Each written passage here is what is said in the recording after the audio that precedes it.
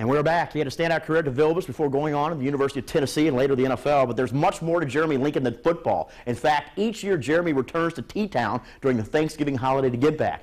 In the past 17 years, get this, his foundation has provided more than 4,300 dinners for needy families. Tonight, Jeremy Lincoln's in the house talking turkey and football as we go one-on-one.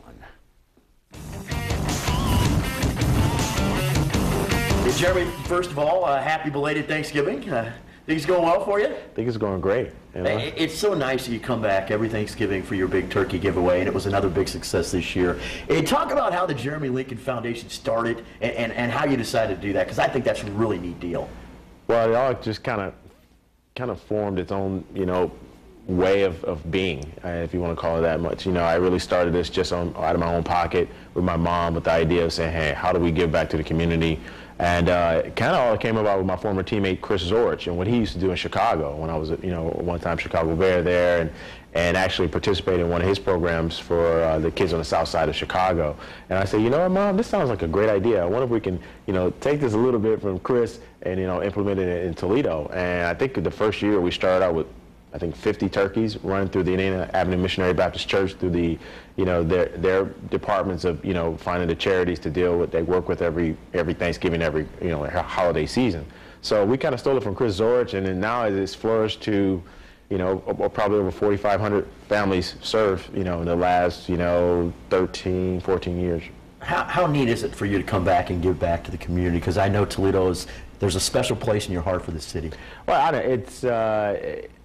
it just became automatic to me, to want to help the community, especially these last, 5 to 10 years of problems we've had economically around the city. And, I read an article about, Toledo being the fastest population in actual poor, the growth of poor. Wow. We are number one, unfortunately, in poverty levels right now in the country. And that and I found this out through Norm Wayman, my partner, and we do every week on the Friday shows, that he said we are up to number one, and we've grown in the last 3 years at an approximate rate of about 25%.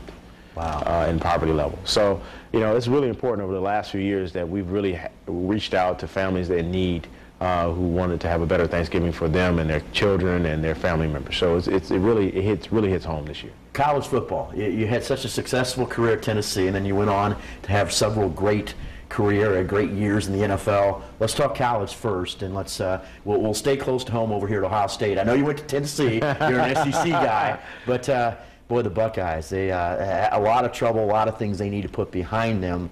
Just your take on that and pay for play and all that stuff that's going on out there. Well, first I'd like to say Ohio State. Sometimes it comes back to you, and nothing against Jimmy. Don't hate me for this. Jimmy Jackson, my longtime friend. Oh yeah. Sometimes you're more powerful than thou. Sometimes it comes back to bite you a little bit. But I think Ohio State needs to start over. Let's face it, most programs do. Do they bring in a big name coach? We know Urban Meyers has been rumored to be that coach. And it kind of fits.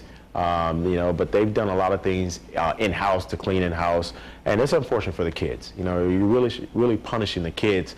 A lot of them weren't involved in this whole situation, and very more that weren't than were. So I think they need to, start over, clean house, and it starts at the top. Let's face it. Some people need to be, the president and the athletic director really need to take a look at themselves and make sure they're policing and doing the right things. And this pay for play, I've always felt that if you implement some type of grant or whatever it is, and to pay players, to pay student athletes at some level, and obviously swimmers are not going to be paid as much as football programs or basketball programs, but I think there's a way to kind of monitor that and make that and provide that for them. You think Gene Smith needs to go? E. Gordon Gee needs to go?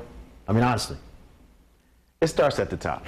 Let's say, man, what you've seen in Penn State, the situation, unfortunately, with Joe Rychnovsky. We haven't gotten there yet, and coaches, recruited me, and my mom was really hurt by that because, Coach Sandusky recruited me out of high school. Let's talk about that, because you kind of took the conversation that level. Okay. Your thoughts on that? So you knew Coach Sandusky?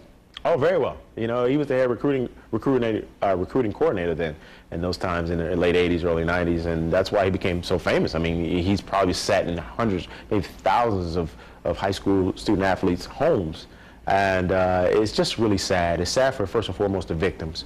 the young children involved at that time when they were teenagers, young teenagers, to even have that goal in a major, just anywhere, not even just a major program, any program in the country, for that to be happening, and no one really know about it. That's what kind of takes me like, how somebody has to know about that, and then it was reported and it wasn't reported, so there's about 3 different stories floating out there, and it's really sad. And you said your mom knew Sandusky very well. Oh yeah, I mean, you know, we talked and she goes, was that the same coach that sat in our living room with Coach Paterno? I was like, yeah, that was him.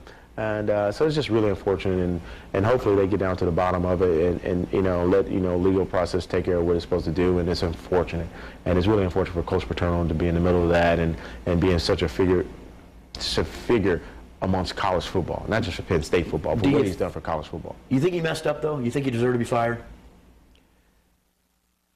He messed up by not making sure it was handled properly. Does he deserve to be fired? I mean, if you look at what's happening in these days and what's happening, you know, it starts at the top.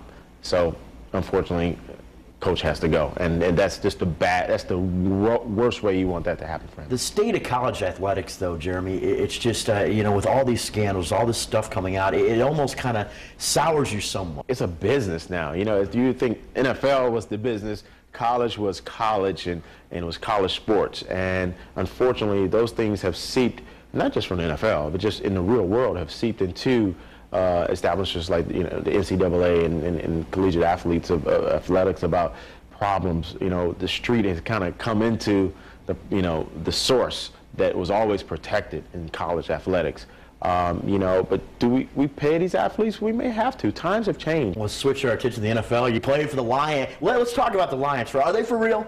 I think they hit the wall for a minute, and I don't know if it's, you know, we started reading for so long, since 2000, I was there, 2001, the Lions haven't had great press clippings at all. Obviously, from, you know, they went through the 0-16 season, and do you start reading your own press clippings? Of course, you haven't won it so long, you have no choice, because that's all they've been talking about is how good you are, and you know, and sometimes you have to come back to the real world and say, okay, we're not that good yet. We've started out great. Let's keep it going. But I think they're about to get the momentum back, and you know, my hat's off to them. I'm glad, and Martin Mayhew's done a wonderful job. I know Martin a long time, played against him when he was with the Redskins, and I was with the I'm going to say Cowboys. I'm not the Cowboys. My girlfriend, that's another thing. The Bears, and so he's done a wonderful job for that program and what they're doing there and that organization. And hats off to the Force. They're finally spending money. You know, unfortunately, they have to spend a little money, and the draft picks are working out. You know, there's not 3 in a row, 4 in a row receivers. The draft picks are really working out, and they're playing very well. Well, it was great seeing you. Good luck with everything. Happy Thanksgiving, happy belated Thanksgiving, and have a safe trip back to Miami. Thank you, Joe. Where it's really warm, and if anybody can get down there, come see us sometime. Don't remind us. Don't remind us. See you, buddy. All right, buddy.